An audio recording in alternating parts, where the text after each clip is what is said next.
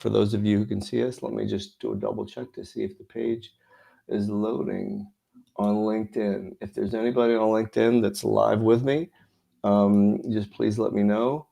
I'm just clicking here saying the event will start soon, but I am showing that it is live.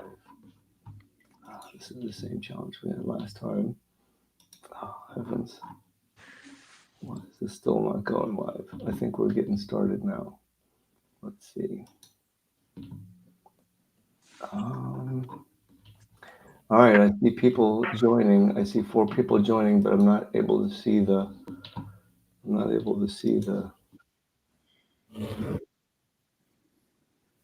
Okay, there's a delay. So I see it now. So it looks like we have just a slight delay, but I do see us live on LinkedIn. If I could just get a quick, anybody want to comment?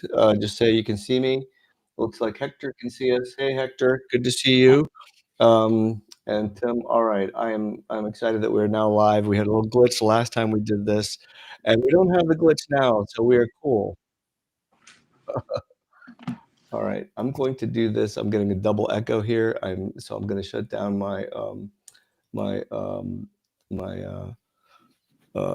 double audio here. So we are here for a pretty cool topic: product pricing. And I've got with me people who have done this a number of times. And if you are a Mindshare member, you might recognize these names. Eric Koefoot, he's founded and exited 4 companies, most recently a Public Relay. He's in the early stages of starting his next business. Jignesh Shah he just sold Ribbon to a strategic partner, Blackhawk. He's now starting a company called Clarion. Both of these companies that they're starting are AI plays, as is the next one that I'm starting. So my name is Raj Kara. I built a couple of businesses too. And, just before we got live here today, we were talking about this bar that all the startup founders hang out at, and they're always doing something next, like something new. We just can't stop, right? So it's just one of those things. Quick housekeeping note. So this live stream is going to be recorded, and I think we should be good to go. If there's Pramod, this is a quick shout out to you. If you are watching, you are one of the Mindshare members. If there's an issue, please just send me a text. You know how to reach me. And so let's get started with product pricing, because this is the biggest question that people have is, am I priced right? And not just, am I priced right for being able to attract customers, but am I priced right for maximum profitability? Because there's pros and cons to being the lower priced one versus the higher priced one. So I'm going to start with Eric. And so Eric, let's get you here real quick and start with this big question. How do you set your pricing? And oh wow, I seem to have some video going in the background. Let me please pause that. I don't know why that's the case, but go ahead and get started. I'll dive in. I'll fix that. Thanks, Raj. Figuring out your pricing, there's a number of different ways to do it. The first one, if it's entering in a market that already exists, competitive assessment. Go out there and saying, who's in your space? What are their offerings? How do they position themselves? How do they price? And then how do you fit into that mix? Are you going to compete on price? Are you competing more upscale, somewhere in the middle? But that's often the easiest one. Unfortunately, as entrepreneurs, a lot of times there isn't an existing marketplace. You're going in raw into a new space entirely. I've found interviews to be particularly successful. Getting out to potential customers when you're developing your product, and one of the questions you ask is, what do you pay for things like this? What have you paid in the past? What is this worth to you? And I know it's not perfect, because sometimes they give you a lower number than you actually probably can get in the marketplace, but at least it's a starting point for that. It's helpful also to understand the pain you're solving, and that's a good corresponding thing to your price, because ultimately you get the price based upon the value you bring. And it's important as entrepreneurs, it's not based on your cost. Some people think that, oh, my cost is this, so I should price that. And that could not be more irrelevant.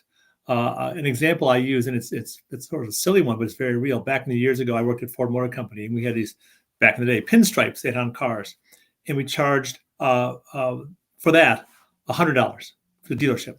It cost us $1 to put on a car. We had a 100x markup on that. And that's not because we were taking advantage of the marketplace. We're simply responding to the value we brought We're so efficient with that, but people are willing to pay for it. And I encourage you as an entrepreneur is think hard about the value you're bringing, and then break that down and saying that's what I'm able to price, and that's how you get the most rent from the marketplace, if you will. Do you look at competitive pricing as a starting point? Because sometimes, when you bring a new product to market, you put your finger up in the air, see which way the wind's blowing, and you put your price out there. So, like, what's a first step someone could take to actually create that price? Yeah, I did allude to that. If you're in a space that has competitors, always look what they got, because they've taken a lot of pain to get there. Doesn't mean they're right. And I have always, and we'll talk more about premium products. I've liked selling in the premium end. Now you have to deliver on that. We'll talk more about that. But you got to see where you fit in. The features and capabilities, especially early on, you may not be full featured. You're going to have to go in lower to get that Mhm. footprint and then get yourself established. But there's a downside to that, because if they get used to a lower price, and you can convince them that your upgraded product now is in this part of the market, this part of the sector, that can work against you. So you got to be very careful on that. Yeah. Jignesh, what would you add to that? You've actually had that process where you started on a lower price point and worked your way up. What ways did you use to set your first set of pricing? Yeah. Look, I think we're very similar to what Eric said. We initially sort of had to start with what was the customer value, and then kind of add to that, maybe what was their willingness to pay. And even willingness to pay an unproven startup, right? But those are typically the places that I start based on customer value, willingness to pay. For Ribbon, we were the first company in the rewards and incentive space with a SaaS model. So we were really the ones sort of introducing the SaaS model to the industry. So there really were no comps there. So couldn't look at competitors, if you will. It was a very sort of an apples to oranges comparison. And as a startup, very limited pricing power. So we started with customer value and willingness to pay. And then idea was, as we matured, ultimately that has to fit with your strategic ICPs, your ideal customer profile, has to fit with your sales motion, has to fit with your sort of CAC LTV equation as well. Ultimately, you want it to work with all of those dimensions. We did have to start on the low end as an unproven startup with a whole new business model, going after really an untapped segment of the market. But we kind of pushed our way up as we added more capabilities, as we went a little bit up market from where we started. And then we had multiple pricing tiers. And that's kind of how you can potentially, overcome the challenge of kind of starting low, and then how do you raise prices is to actually start offering a pricing tier that has a different level of value proposition that customers can buy into, or you can be upsold into. Yeah. There's one thing that I'd like to share with our listeners too, and that is something I came across recently. Boy, I wish I'd learned about this before. A Dutch economist in the 1970s came up with, his name is Van Westendorp. He came up with something called the price sensitivity questions. And to your point about asking people what they'd be willing to pay or what the market's willing to bear, he had 4 questions, and they are as follows. The first question is, at what price point do you think the product is priced so low that you question its value? The next one is, at what price point do you think it's just a no-brainer and you would obviously get it? Third one, at what price point do you think, it's on the high end, but it's really got good value, I'm going to go ahead and buy it anyway? And then the last one is, at what price point, regardless of the value you get out of it, would you just say it's too expensive? And so what those questions are designed to do is give you a range. And as you talk to more and more people, you plot that, and you can see where most people land. And I know when I'm trying to do this with my new startup, Make Media, when I talk to people, depending on the type of company they are, because we're still fishing around what I think our ICP is, it's like evolving, and I'm learning more, and I'm seeing that the pricing is changing based on who we're talking to. And so I'm, like you, gravitating toward the people that are a little bit on the higher end. And so let's talk now about product-led growth and freemium. And Jignesh, you've really done this, really nailed it, I think, with the way you've been able to grow Ribbon. So Ribbon started with a freemium, or did you start with a freemium and then you upgraded? A lot of people upgraded. Like, describe that journey. We started like a sort of pre-product market fit when we were just trying to figure out, is this even a viable company, right? Mm-hmm. In those early days, we did not have a freemium. I was pretty adamant about it that, from the get-go, we were going to charge something. And that was actually one of the strong thesis behind the company, that we can actually build a product that we can charge for. A lot of the existing players in the company, in the industry, had a model where it looked like it was free, but they were kind of collecting, sort of a surcharge on the back end. So a SaaS model where customers would pay was actually a pretty important assumption to validate very early on. So for the first couple of years, while I was still founder-led sales and talking to people and so on, we charge every single customer. The point at which we decided, hey, we now want to actually really turn on a PLG style motion, have it available for free, allow people to just use the product without talking to anybody. That's kind of when we decided to introduce a freemium model. Before you did that, was it a free trial? Like, how did people get a feel for it, or was it just like, here's a demo and then you collect the payment?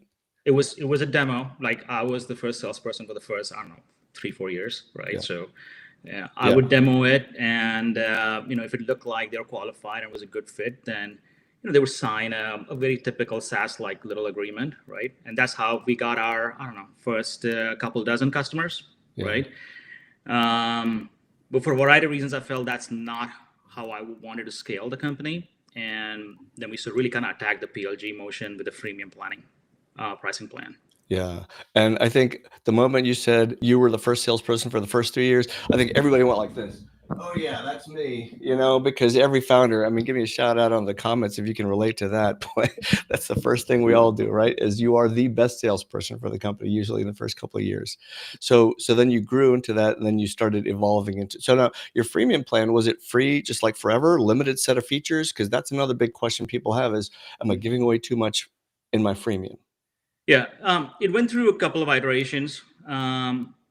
We had a true free plan for about 3 years, and then I shifted to a slight variation on it. So the first 3 years, it was truly free. We limited our customers by the number of transactions. And yeah, it was 100% free. We then evolved it to, you can create the account for free, you can check things out and so on. You don't have to sign up for a SaaS plan, but you sort of had a pay-as-you-go plan, like on a per transaction basis, right? Mm-hmm. So it kind of evolved into sort of a pay-as-you-go plan, but for the first 3 years, it was just a pure free plan, no fees, no nothing, sign up, get going. Okay. Eric, let's talk a little bit about the premium models. And Hector has a question about how your customers' buying power impacts your pricing decisions. So maybe talk to that a little bit also. And I know you're a fan of premium pricing. Just explain how do you do premium pricing? Yeah, I'll get to Hector's question first. Hector, thanks for asking that. The question is, how does your customers' buying power impact pricing decisions? I'm going to answer that 2 ways. One is, any given singular customer doesn't have buying power, you're not talking to the right person. So that's a simple answer on that one. Or they're just not the right person to sell to. I'm going to think the larger question, I think, is where Hector is going. Is, what if my customers, broadly speaking, their buying power, how does it impact our pricing decision? And that's a strategic decision of, where are you targeting in the organization? If you say, this is where I have to sell, where they have the most pain, and I can't get above them easily, or the person above them doesn't care enough to want to be in the sales process, you're going to have a challenge, because the person you're selling to doesn't have the power to make the decision. Then you say, can they be champions? Can they take you up to their boss to get funding? Or does it affect you to bring your price down so they can just make a snap decision? And that's the decision how fast you want to grow, right? Because you can get to anybody. I've gotten a C-suite in Fortune 500, my last company. It's hard work, but you can get there, but it's hard work. But if you're 1 or 2 levels down and that's your pricing and that's your sales point, it's a lot easier. There's higher velocity, but often a lower price point. That's just the reality of it. So it does impact your pricing decision, but more importantly, it's your sales process, the speed and scale. Selling a premium product, and I'll talk about that now, I have found to be easier to build a business that I've enjoyed being part of and running and building margins. Um, pretty much every company I've started has been a premium product. And what do I mean by that? Uh, you're priced notably more than most, if not all, the competitors in the marketplace. So there may be 10 competitors in your space. If you're the top one or two on pricing, you're a premium. I did it in e-commerce business. I did it with public relay. Even when I was at Washington Post Digital, we position ourselves as a premium product. And I like it because it's better margins, usually, almost always better margins. And I find it easier to compete. I would much rather compete on the aspects of being a premium product, which I'll talk about in a second, than competing on price. Competing on price, some people are good at it, but you have to have a lot of volume and you got to really, really, really get your costs down. It is a very difficult space because someone is always finding a way to do it faster, better, cheaper, offshoring it, cutting out labor, automating, whatever it is. And that's okay. If you're good at that, go for it. But most of us would rather be somewhere off the bottom feeder part of the marketplace. Yeah, I think that's like so true, and I find that when you're when you're priced at a much higher level, your ICP is completely different than going after the ones that are looking for your cost. I I remember a time when let's see if I can just shift this view here a second. Yeah, so I remember a time when I had a customer contact me, and the first question they asked before they even got to pricing was, "What is your discount for small business owners?" And my first thought in my head was like, they don't even know my price yet, and they're asking for a discount. And I thought, this is definitely not my ideal customer. And so, so bottom feeding, I think, is certainly one of those things. Talk to me about that. How do you figure out what your premium pricing should be? I mean, is it like you just go out and see what other really expensive tools are, and like how do you show the value that you're worth that Right. extra amount? Yeah. Well, the when you're going into the marketplace, this is premium pricing assumes it's a marketplace. Otherwise, you are the only player. It's sort of irrelevant. You are whatever your price is. You may be expensive, quote unquote, which I don't buy, by the way, because you say Mercedes is expensive, but they believe and the customers believe the value equation is right. Hmm. So when someone says you're expensive, I'm like, that's not a statement, really. Mhm. I Yeah. haven't done a job conveying my value to them. Yeah. But when you're a premium product, I'm a big believer in you have to look at all aspects of your solution to truly be a premium product. And what do I mean by that? The obvious one, your product has to be really good. Your product has to be good. It has to work right. It has to be easy to transact within, has to be easy to use. You have to have good customer service and customer care. Right? If someone needs help in your premium product, they better damn well not have to jump through hoops to get help. We all know when you buy a low-end product or a bulk product in the marketplace today, SaaS products, frequently you get help, you get funneled every place but a human being, right? And that's to keep the cost down, right? When you're a premium product, you can't make it extra hard to get to a human. You can't.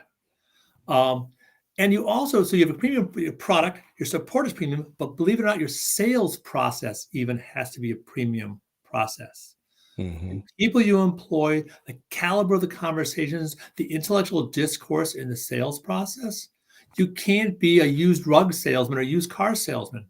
You have to be a thoughtful, customer-driven, question-based selling process, one that listens a lot to the customer. So you create that entire value equation of what's your premium. A good example, I had an e-commerce business 3 companies ago. We built it from scratch, luxury hotels globally. And as best we know, we built it to the largest provider of luxury hotels on the entire internet. And we built it up and sold it. We're bigger than Expedia and Travelocity in the luxury space. Hand-picked hotels, again, custom to a touch. We didn't put a Holiday Inn Select as a luxury hotel because it's not. But Expedia calls that a luxury hotel because it's a select.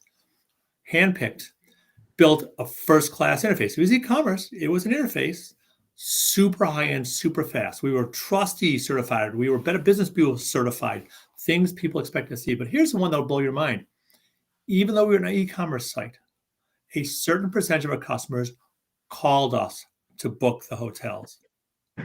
Mm. All right. We're 2.5 years in doing 35 million in revenue, and we had people calling in, and we did it. And you know how we actually did the booking? We went and logged on our own site, and we used our own site with their name and credit card to book it. Look at that.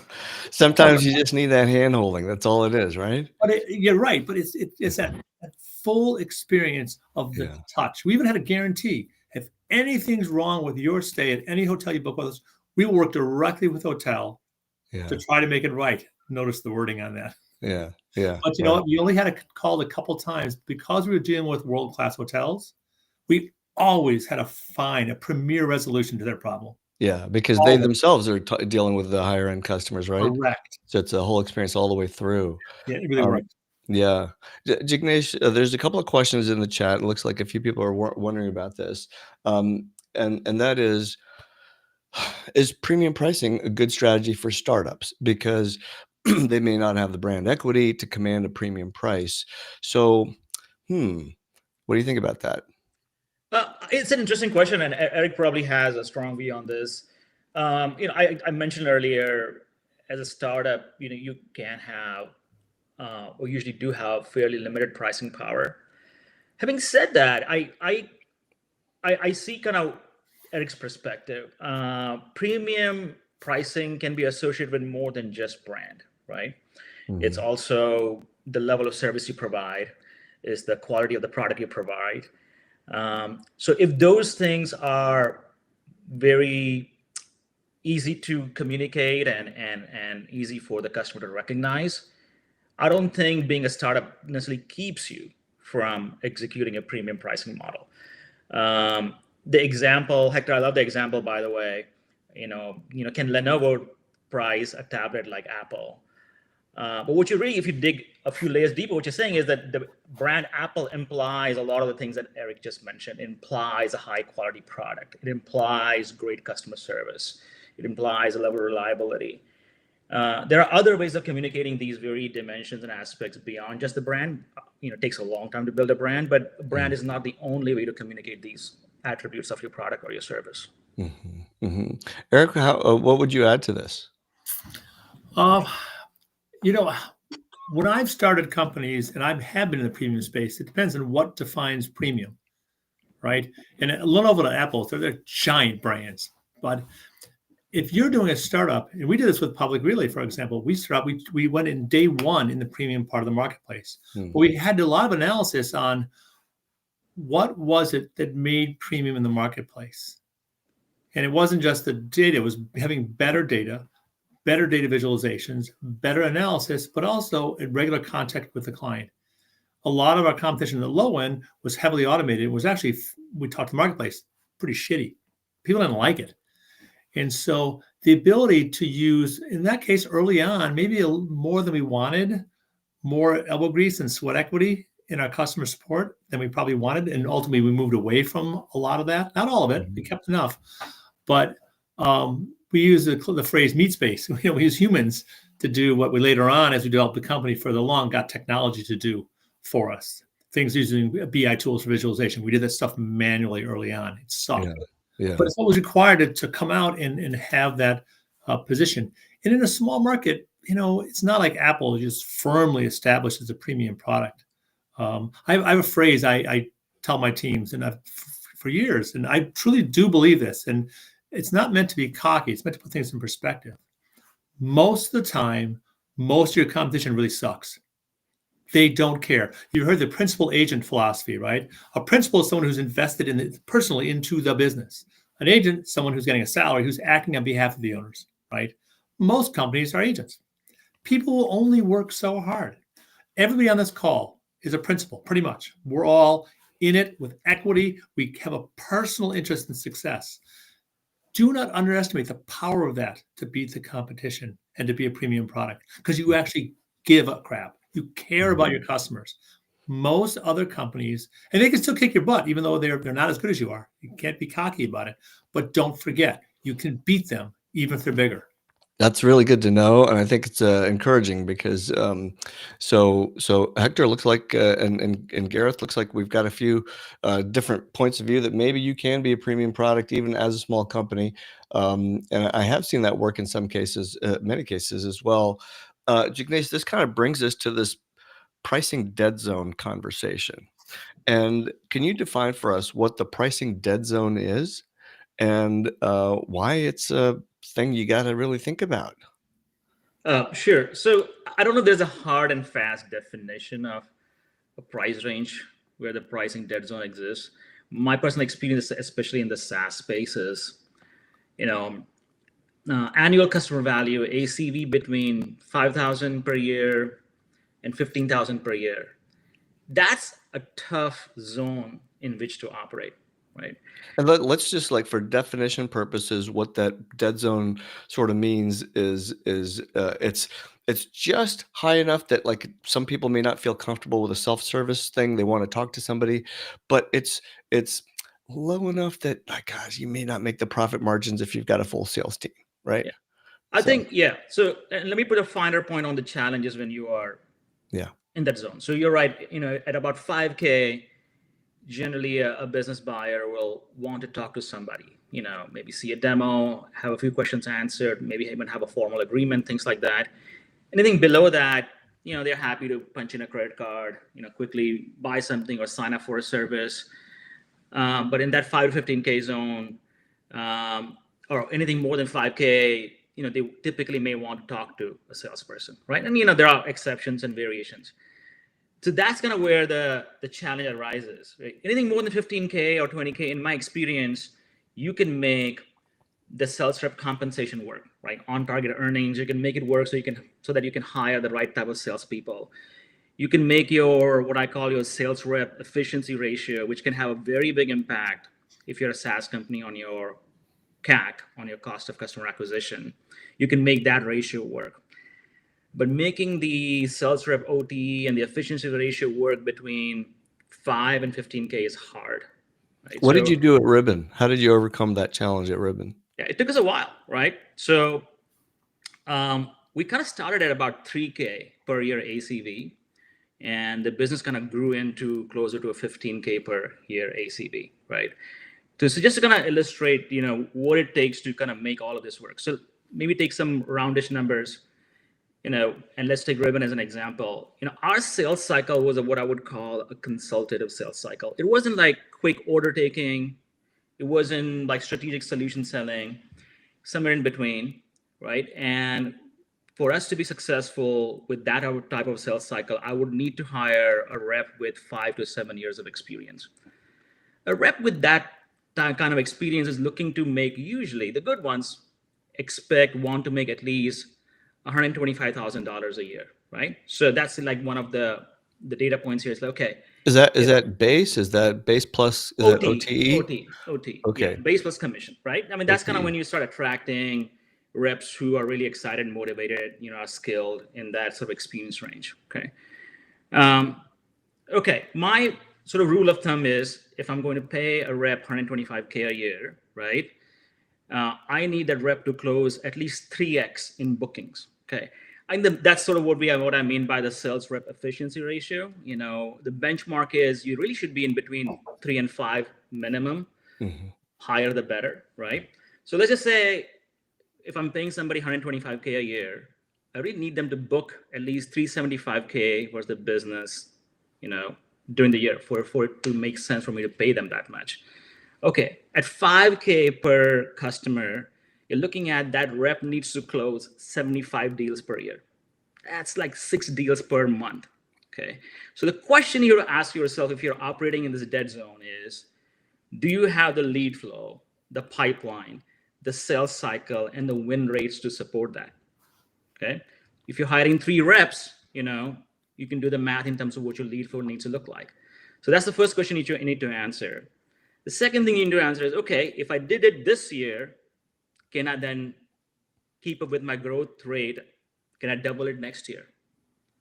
And there are so many pieces that you have to kind of get just right, from lead gen to pipeline to the people you hire to your CRM infrastructure to move. It has to be like a well-oiled product marketing and sales machine to kind of operate in the zone. It can be done. We did it, right? But it's a real challenge. And so that's kind of what I mean by the pricing dead zone. Like if you are in that 5 to 15K range, you really have to kind of get your product marketing and sales team working very closely together like a machine. Yeah. Eric, I want to ask you about when you have a sales rep and they're selling a premium product, sometimes just to close the deal, they're going to want a discount. How do you get them engaged emotionally, intellectually, financially, so that they don't default to discounting just to close a deal? We talked about the concept of a coin-operated sales team. Maybe you can elaborate on that and share how you keep that sales team motivated to sell at those higher prices without discounting. Sure. I think everybody on the call here, on the audience, if you haven't done sales, you will be doing sales. And take a class like Sandler Sales or something like that. Get yourself comfortable with how you create a positive discussion. You're not just hawking, you're having a conversation with your prospective customers. But reps, and I love sales. I love sales because of that. I'm decent. There's people better than me, but I can hold my own. And I love the intellectual challenge. But one of the biggest challenges in sales is holding your price. It really is. I say coin-operated reps. Most sales professionals, and they're not offended by this, they're coin operated. They go where the money is. And we as the CEOs need to be very thoughtful in the sales compensation plans we put together.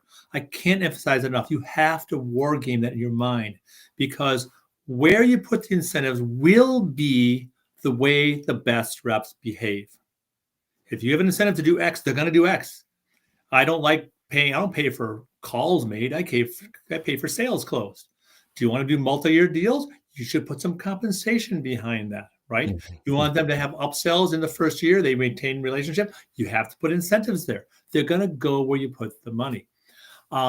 If you want to sell reps, sell the high end and not discount, you have to align those incentives. A good example, when I ran sales globally for Washington Post Digital. That was between my first entrepreneurial outing and my second one. I had a window where I filled the bank account back up. We all know how that works. And I've only done entrepreneurial stuff since then, so it's worked out all right. But we had a lot of reps who are out there. We need a bulk price. They said, Eric, you're walking away from easy money, man. This is easy money. They love the wine. And I listened to them. I said, okay, guys. If you really have to cut prices, I was a very big stickler on holding. We had a rate card, and if you bought more, you worked your way down to discount, but everybody was treated the same, right? And the reason why, just a sidebar on that one, the reason why we had that was people talk. If you sell to customer A and customer B and they talk and they're buying the same thing and they have a different price, both are pissed at you, because the guy who paid more knows someone else got a better deal. But the guy who paid less says, wait a minute, maybe someone paid even less than I did. You don't have that credibility. But I had reps. They said, I got to be able to sell bulk. I said, okay, guys, you want to sell bulk? Fine. Anything sold off the rate card, you can sell those prices. You get half commission, half. And so I gave them what they wanted, because they said, it's walk away money. It's walk away money. But interestingly enough, nobody sold those crappy deals. Yeah. Not one. And the reason was very simple. Given the choice between half commission and working harder to convey the value of in this case, advertising, the audience we brought, they said, it's less than twice as much work, right? Yeah. You get the full commission, then just take the deal, get half commission, and go home. What a great strategy. I love that. All their bluff. I hate to say it. I love these guys. These men and women, very good sales professionals. We went, by the way, 5 million to 50 million in 3.5 years. Yeah. Wow. Right. And that was after the crash. That was real money. Yeah. But you gotta understand your incentive structure for your reps.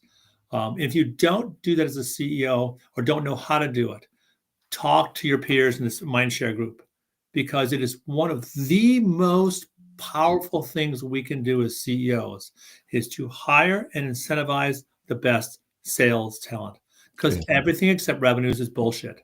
Yeah. At the end of the day, that's what it's about. Yeah. Jignesh, we have a really interesting question from Tim. He wants to know more about how you convert or upgrade customers out of that freemium model to the paid model. So what do you suggest as tactics, strategies? How do you get that conversation started? Yeah, Thank you, yeah, Tim, for absolutely. Look, asking and that. this is, Yeah. if you're going down this path, this again requires, like everything in a PLG motion requires, triangulation and iterations, right? But I'll kind of summarize what ended up working for us really well. We treated our freemium tier as uh, as our top lead gen channel for highest quality leads, and we saw this consistently, right?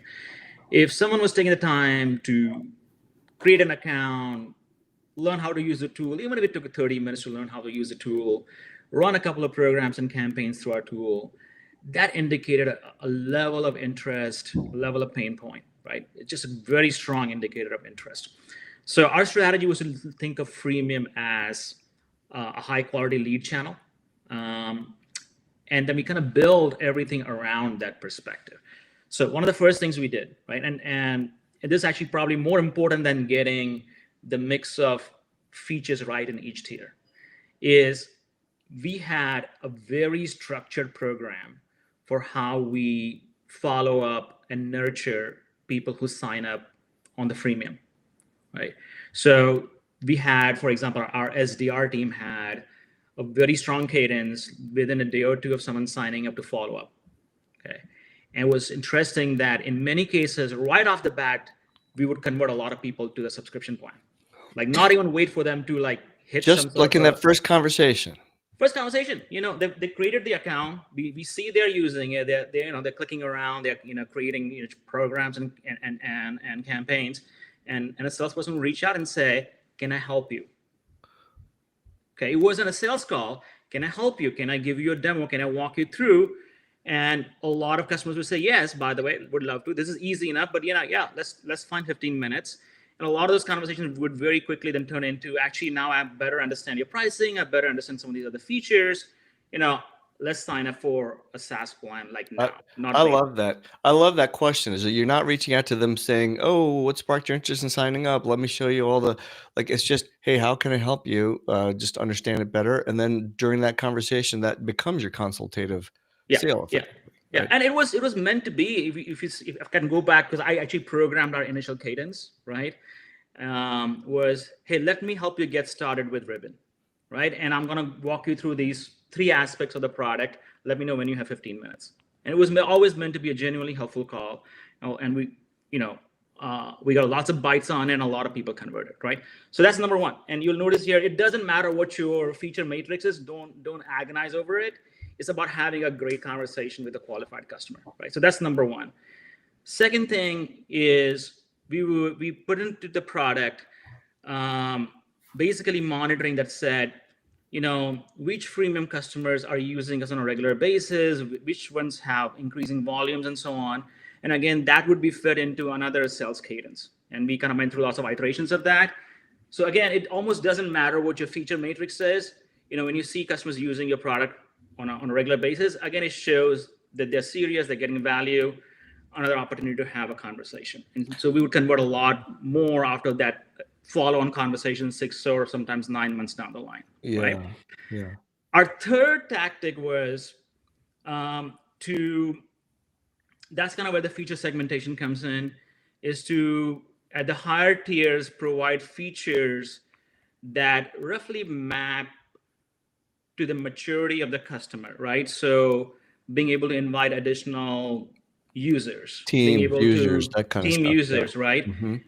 And for those kinds of things, we would kind of have in product sort of, CTAs, calls to actions, that says, hey, if you like this feature, here's what the feature does, request an upgrade, right? And they would call, the message would go to a salesperson, and, again, the same process would follow.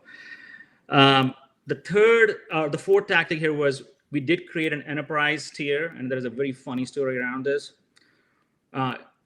We initially created the enterprise tier when we were kind of operating in that 5 to 7K per year ACV. And then we had several customers send us their information security questionnaire and their vendor onboarding questionnaire. And we were like, there's no way we're gonna spend all these cycles on filling out this form for Oh a my 7K deal. God. It makes no sense, right? Yeah, Um, I see Eric nodding. I was nodding. I bet you everybody in the audience is nodding. I know what you mean. So, yeah, yeah. yeah, So my director of sales, she had a great idea. Said, we're gonna create an enterprise tier, and we're gonna just basically double the price point to 15K. Okay, just out of thin air, and say, okay, if you want us to fill out these questionnaires and so on, you got to be at the enterprise plan level. yeah, Okay, if you don't want to yeah, be there, then just stay down here, yeah, right? And we're not going to do your vendor onboarding and so on, right? yeah, And we put things like single sign-on, advanced branding, sub accounts into that tier, right? So there was stuff in that tier, but the impetus was, 7K is just too is not enough value for us to spend yeah. cycles You lose doing your your vendor money on the onboarding, right? conversations. Yeah, yeah, Yeah, and we thought we are going to get a bunch of people who will say, well, okay, forget it. We'll stay down here at the 7K tier, and I'll convince my procurement guys to not send you my information security questionnaire. yeah, It flipped, and everybody said, yeah, okay, sure, no problem, 15K, yeah. right. Yeah, and Yeah, I still need you to fill out this information security questionnaire and so on. So we kind of optimize that process, how to do it quickly and better. We actually realized that, hey, for certain customers, some of these additional things are actually valuable enough for them to say, yeah, just for this, I'm gonna pay you double of what I would pay you otherwise. yeah. That goes to the Eric's comment about like the experience needs to be like you are selling an enterprise heavyweight product, right? And so I'll look at, let me just like make the analogy of a car dealership. If you go to just like a regular car dealership, it's fine, your experience is fine. But if you go to a really high-end car dealership, they're selling you a car, and maybe, yes, it's a luxury car and everything, but they have, they're offering you water and coffee and a granola bar if you want it or something. Just the rooms are different, and it just feels a little bit like more polished, right? And so there is certainly a lot of that experience part of it. Tim, I hope that answers. Let me just comment on Jignesh. I love one thing you said, because we did a similar thing, but in the larger enterprise pricing, where our average sales price was between $170,000 and $200,000, but we had a setup fee. The setup fee was like 20 grand. But we said, if you guys use our paper, we'll either cut it in half or eliminate that. So you had to use our contract. When you're dealing with Fortune 500 companies, that saves you months and saves you thousands, if not 10,000 in legal fees. So your concept is brilliant, and it applies, I think, at multiple tiers. Yeah. It's the incentives to be easy to do business, to get the deal done, is a reason to do some logical things with your pricing. Yeah. Very smart. Yeah, absolutely. And I think, look, I think the message here is, once you're going to get to a level of product market fit, and you have a level of sort of, reference customers, there's a reputation and so on, you have more pricing power than you realize, especially if you have a great product and a great customer experience. I could not agree more. We early on, it was funny because our very first sale into a Fortune 500 was our second customer. And we had 3 of the 4 employees in the company were on the sales call. They didn't know one guy was back running the trains. But by the time we got a couple of years in, we had 15, 20 Fortune 500s, and it became over 100 and 150. And the sales calls got so much easier. Yeah. And you hold your pricing. Said, this is what we charge. This is who we work with. Yeah. And they chose us because we're really good. So you want that really good? This is the price for really good. Yeah. So look, I think just to kind of go back to this, we started this discussion down. Hey, how should I segment my features, and what gets people to move from one tier to the other? And my number one advice there would be, you definitely should be thoughtful about, your feature segmentation by pricing plan, and make sure the value makes sense at each tier. But what will really move the needle is not getting that segmentation just right. What will move the needle on upgrades is having a proactive and ongoing sales and marketing plan to upgrade those users. That is what really moves the needle. Yeah. Yeah. I mean, to add, like, well, the experience that I've had is once someone signs up for a freemium tier, free tier, you want to do everything possible to, one, qualify that they could actually pay more, because sometimes they'll sign up and they're not really qualified. So that's one thing. So you don't waste your time. But the second thing is to just give them a very quick win. And the faster you give them that first win, whatever it is, whatever your product offers, the higher your chances of actually getting them to be able to get to that higher level. I want to talk a little bit about competitive positioning, because pricing is a strategy, and you know, Jignesh, you were talking about feature differentiation and competitive positioning. You know, with the market moving so fast, especially with AI, because like I think if half the people here on the call are not doing an AI startup, I'd be shocked. Actually, everybody's doing something related to AI, and I keep running into conversations where when I'll talk to some people, they'll think, "Oh, I can do all of that with ChatGPT." It's really interesting because they're comparing something that's like a full agent that's got all kinds of thought processes built into it, flows, interactivity, and thinking that they can build it, you know, like on a chat GPT thing, which like you can't, but you know. So what do you say? Like, how do you position yourself when someone's got in their head what they think it's going to cost, and they're comparing it to something that they know, and you've got to move them off of that so that you compare it to something different that they know that justifies that higher position? Yeah, I can tell you sort of again specifically what we're doing with Clarion. You know, Clarion, just for context, it's an AI platform that sifts through hundreds of thousands of support tickets and surveys and surfaces customer pain points and insights from your customer feedback. Sometimes I do get initially in some conversations, I do get that, you know, reaction or objection. Hey, can I do this with Chat GPT, for example? You know, can I just take a bunch of tickets and put it in the Chat GPT? And it usually the way I go about addressing that is, you know, that this is something that you want to deploy on an ongoing basis. This is something that you want to have a level of workflow, a level of sophistication, or a level of repeatability around. There's something that, especially what we do, are insights that needs to be pushed out to the rest of the organization. So we are really kind of setting up a whole new process and a workflow in your organization that goes well beyond sort of kind of getting a conversation back and forth with ChatGPT, right?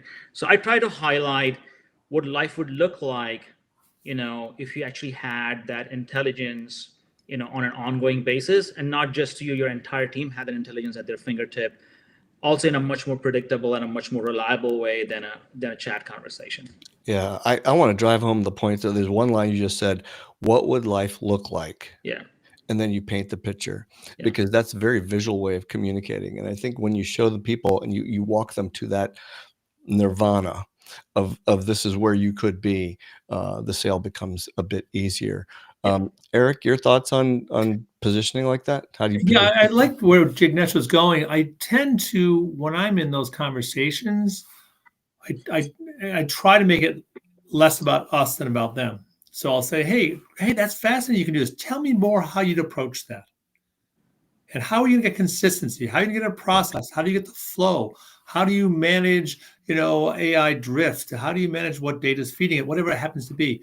Ask those questions, get them to open up. I wish I had this, and I'm going to have to build this. And they start to realize what they're talking about isn't just like typing in, oh, it's a cut and paste in a chat GPT, my 10,800 customer feedbacks a day, right? Yeah. It's a lot more than that. But self-discovery of the customer, of how hard what you do actually is, I have found to be a very effective way to achieve what Jignesh is talking about, which is a conversation about really the value our product brings. But by them saying, well, I want to do this and this, and say, well, how do you do that? Well, I don't know. Well, hey, Jignesh, can you do that? Oh, actually, that's part of what we offer. Yeah. So they're now starting to draw it out of you, and they start to sell themselves.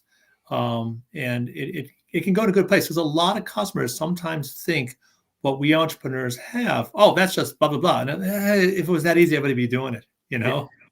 Yeah. I think that your point about the workflow is really important, because when people understand how everything fits in, perhaps with the Teams versions, allowing people to collaborate, and also like a flow, that makes all the difference. I know in our product, Make Media, where we added this component where it creates a buyer persona for you. You know, it's a content creation tool that creates authentic content based on conversations. And it creates a buyer persona, identifies questions people have along the way to buy your product, and then creates keywords, and then creates a whole list of article ideas for you, and you click a button, you go through an interview, and it creates the content. And when they see the whole flow, they're like, oh, I get it now. Yeah. They can see that value. And so it's very different than saying, yeah, I can't program that into ChatGPT. So that's something I'm sure that people who are building AI tools are going to face, at least when they talk to technical buyers, maybe not so much non-technical buyers. I've seen a little bit. Raj, if it was that easy, none of us would have businesses because you use Excel for everything. That's right. And I think Right? that's so on point. Like Excel is the perfect example. Everybody thinks they can build a SaaS product. Like, yeah, if you're really, really good at Excel, you could probably build half the SaaS products out there. So yeah. Very, very good point.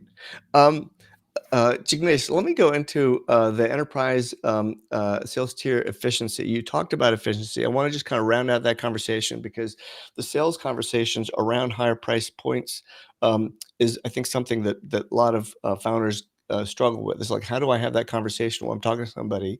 And so you were the salesperson for 3-4 years. When did you know it was time to actually hire a sales team? What were those deciding factors? Did your pricing change when you hired that sales team or beforehand? Like, what were the triggers? Yeah. So by the time I decided to hire the first salesperson, and we actually built a team pretty much that same year as well. We knew probably in the year second or third year, we are kind of committed to this PLG style motion of, going out, driving a lot of inbound leads, qualifying them, providing a freemium option, converting them, and then kind of upgrading them to a SaaS model. So we kind of committed to, hey, that's the vision for go-to-market. So it became actually even more important for me to sort of run that whole process myself before I hired the first salesperson. The point at which I felt if this was becoming fairly predictable and repeatable, where I could now teach this sales motion to 1 or 2 salespeople that I hired, and they could quickly pick it up, right? That was sort of the inflection point for me, right? I felt I'm doing the same thing every day. It's the same process for closing the sales cycle, disco demo close. Things are getting to be very standardized. I think I can now, and I have the lead flow. That's probably a critical big part, thing, right? Yeah. So to hire 2 salespeople, do I have enough lead flow to make them successful, right? So I think when those things kind of came together, it felt like it was the right time to hire. I wish I had hired in pairs, as one of the lessons I learned. Hired one, and then one person didn't quite work out, and set me back by 6 months. But outside of that, I think it's sort of that repeatability, if you will, that is a key indicator.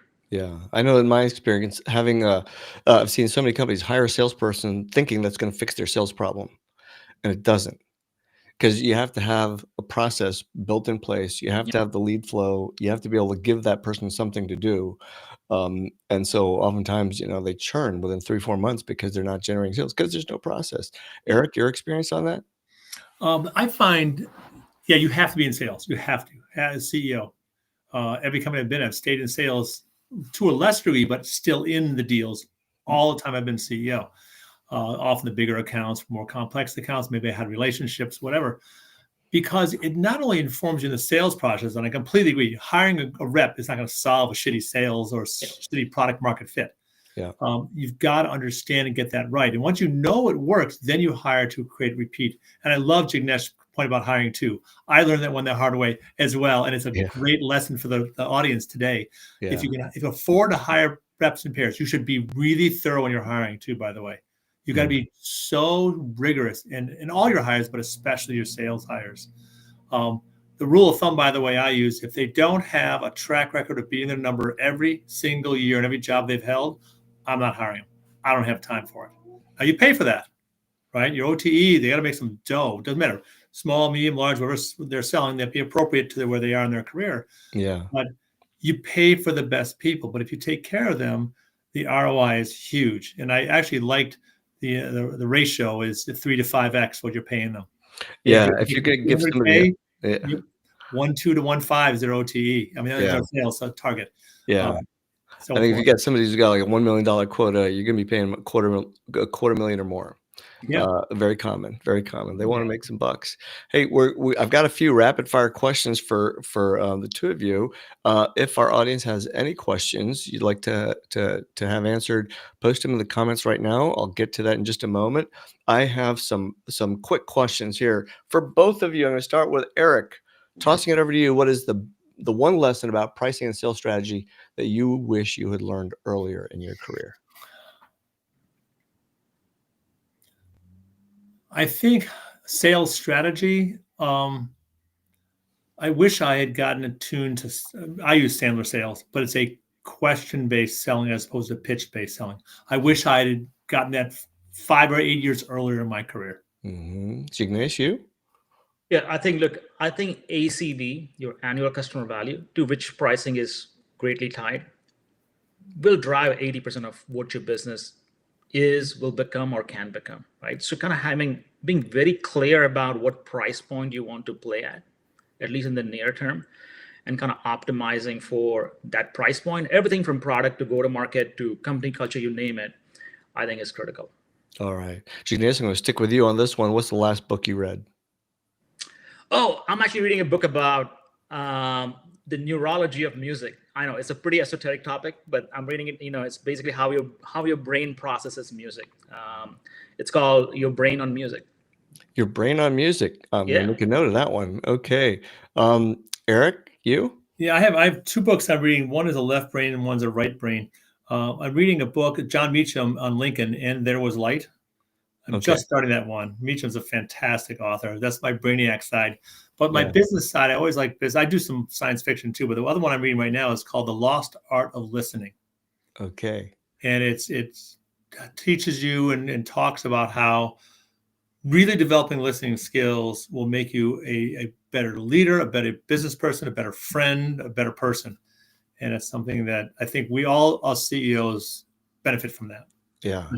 I want to just post a quick comment that Stuart had. A shout out to the Mindshare group run by Will Fuentes. Will's a friend of mine, and I think a lot of people who've had experiences with Mindshare group it is 100% positive. They just had a conference recently. Just stellar content. If you just look up Will Fuentes on LinkedIn, you'll be able to find him very quickly. And he is a very giving person and shares so much knowledge about sales, so that you can grow your company. Stuart, thank you for mentioning that. Appreciate it. And a shout out to Will, in case you're watching. You rock, man. You really do. A couple of other quick ones. Okay, Eric, staying with you. What's your favorite podcast? I'm actually not a podcast guy. You're not? Wow. I do a lot of things. I'm always doing something. Either I have a book in hand or I'm working on something. But what do you listen to on long drives? Music. Tunes, man. Tunes. Okay. All right. Get some good Steely Dan in there or something. All right. Jignesh, how about you? Podcast? Oh, a couple. Look, I've been a Planet Money listener for many, many years. I still kind of tune in. Always entertaining and informative. These days, I'm also listening a lot to Lenny's. His podcast is more oriented towards product builders and how to build great products. And now that I'm kind of back in the product building mode, it's a good way to kind of tune into sort of what's going on in that world. So I listen quite a bit to Lenny. He also has a newsletter called Lenny's Newsletter. Okay. That's one of my favorites these days. All right. The one I listen to all the time is called Practical Founders by a gentleman named Greg Head, who started Act, which became Sage Software, and then sold it, part of now Keep. But anyway, he's got a great podcast about how you grow your business without VC funding, and interviews SaaS founders all the time. Last question: what is your best and worst piece of advice that you ever got about building a business? Jignesh? Probably the best was that only take money if you really need it. Don't raise money for the sake of raising money. And I think that was it was somebody from Mindshare who gave me that advice at a random networking event. 2 CEOs standing side by side, and said, "Hey, don't take money unless you really need it." And we more or less bootstrapped this thing. We took very little money seed stage. So I think that was probably the best advice, I would say. I can't think about a particularly bad piece of advice. But You know, I it's think funny, that's just to, on the flip side of the coin, the worst piece of advice I got was always be raising money. Yeah, that was my answer, Raj, was Oh, exactly that one. I was like, okay. raise as much money as fast as you can. I'm like, I disagree with that Yeah, entirely. it felt wrong in the gut right away, right? yeah. Yeah. What about the best piece, Eric? What about you? You know, probably the best one I got was when you hire someone, hire like your life depends on it. Really, really take the time when you hire. And I will tell you, when I hire, especially direct reports, I'll put between 12 and 15 hours with them before I make a hire. Yeah. That's Yeah. interviews. I'll go to lunch or meal with them. We'll go out someplace, just get some casual time. I want to know how their brain works.